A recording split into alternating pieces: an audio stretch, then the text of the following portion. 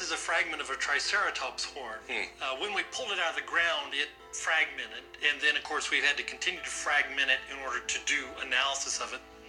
In 2012, the Creation Research Society sponsored Mark Armitage and I to go to the Hell Creek Formation in Montana, which is a very popular place for finding dinosaur bones, and we instead dug out a almost 4-foot-long Triceratops brow horn. Now, it's just in crumbled pieces now, so we can't really, put it together and show you a horn, but yeah, you have to recognize that pieces such as this, we have found tissue with cells. Oh, that's amazing. And potentially proteins such as collagen. It's so difficult to understand how you could have this material still in a dinosaur fossil that is supposed to be 65, 75, 80 million years of age, because tissue, cells, proteins break down. They're not concrete. They don't just exist for eons of time. They break down. And in fact, they tend to break down fairly quickly depending upon the conditions. And certainly in Hell Creek, the conditions would be warm up, cool down, warm up, cool down. And any biochemist can tell you that is the fastest way to destroy material. It's difficult enough to envision it surviving for 4,000 or 5,000 years, but 60 million years, 70 million years, see, that really becomes very difficult to make any kind of biochemical basis for how it could have survived. Okay, so once you find a sample like this, what do you do next? So what we do is we soak the fossil material in a solution called EDTA. And what you'll have after you dissolve the fossil is the tissue will be remaining, because the EDTA won't dissolve the tissue. So then I'll bring this over to what we call a dissection microscope. This is, in essence, dissolved Triceratops horn magnified. And so you can see what it looks like, just kind of little pieces of rock. Well, Kevin, what did you find then when you were looking at the sample and you actually found some tissue? Okay, here's what we found. This is actually Triceratops tissue. It's stretchable, it's pliable, it's not an impression of the soft parts of the dinosaur. This is truly soft, it is squishy, it is stretchable, it is tissue. That blows your mind, huh? Absolutely. And if you look at them then at a closer magnification, what we see then, this is using scanning electron microscopy, you see the extreme detail of the cells. See, in that picture, and this picture, and particularly look at this picture, we would not begin to expect to see such enormous and elaborate detail. I mean, these structures are incredibly small. This is our 20 micron bar here, and see how small these structures are, still intact. It would take very little to break those. So at best, you would expect that all of that would have broken off and been long gone.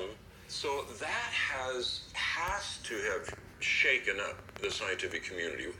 What's been the response of all of this? The initial response, when Dr. Schweitzer first published her work, which is what became very popularized in 2005, it generated a lot of response. And so initially some of the reaction was rejection. Oh, it's contamination.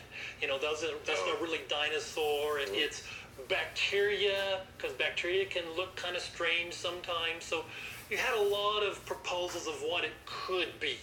And to her credit, Dr. Schweitzer did more work. They began to find protein. You break open some of these cells. You look at the matrix these cells are attached to, and they're protein. Okay, so once that is understood, yes, then what happens? Now this is shaking it up, I guess. That becomes part of the controversy, because clearly you're now faced with how could you explain the survival of this, the pristine survival of this, not only for so long, but in very unpristine conditions. And so then the controversy has been, how do you explain it? And if you read some of the literature, there's almost like desperation because they recognized what the implications of this could be. Now, some people would claim, well, it means nothing because we know how old they are, and therefore it just means it survived somehow, big deal. But how do you know how old they are? Well, you use methods, supposed methods of dating. Well, this is a method of dating. The tissue itself can't be discounted as part of a method of dating. So why do you say that doesn't count, but this does count? Well, it's all the paradigm drives your conclusions. The paradigm is it has to be old. Therefore, methods that give us an old fossil are what we choose. Something that doesn't give us an old fossil, like tissue, we have to reject or explain away. At least to me, and of course I'm not a microbiologist, but I think most people would say, well, that just seems reasonable to think that maybe these are not that old. Clearly, this is in violation of the dating process. It challenges the entire dating process. If the fossils of dinosaurs have been dated incorrectly, which I would say this is clear evidence they have, then it's very likely the fossils of any organism have been dated incorrectly, and therefore then the geologic ages themselves are incorrect. What you're saying is that if you pull out the notion of a long period of time, you're pulling out a major foundation for the conventional paradigm. Absolutely. In fact, time is the critical component for evolution. If you're going to say that a simple cellular system became a multicellular system that then became fish, and the fish then jumped up on land and grew legs and started breathing air, and then that creature grew feathers and wings and started flying. So if you give us time, we'll claim to account for all of this massive change of organisms, but we got to have the time. Everything seemed to come back to the question of time. I remembered Andrew saying that Charles Darwin accepted millions of years first, then fit his theory of evolution to that assumption. Why is time such an important element to evolution?